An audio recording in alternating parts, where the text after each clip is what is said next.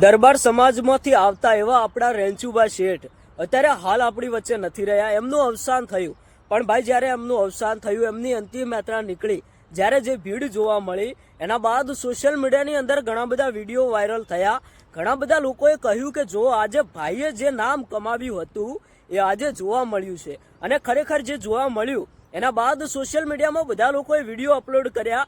અત્યારે હાલ સોશિયલ મીડિયામાં તમે જોતા હશો તો આપણા રેંચુબા શેઠની અંતિમ યાત્રા, જેમનું અવસાન થયું, એમના જ ફક્ત ને ફક્ત વિડીયો ચાલી રહ્યા છે. અને ભાઈ ગુજરાતના કોઈ પણ એવા એક પણ કલાકાર નહીં હોય જેને આપણા રેંચુબા શેઠના નામે કોઈ પણ ગીત ના ગાયું હોય. લાઈવ પ્રોગ્રામ હોય, સ્ટેજ પ્રોગ્રામ હોય કે બધી જ જગ્યાએ આપણા રેંચુબા શેઠનું ખૂબ જ મોટું નામ હતું. હવે ભાઈ ભગવાનને જે ગમ્યું એ ખરું. આજે ભાઈ આપણી વચ્ચે નથી રહ્યા તો ભાઈ વધારે તો શું કહેવું છે, પણ આજે જે એમને નામ કમાવ્યું હતું એ નામ આજે જોવા મળ્યું છે.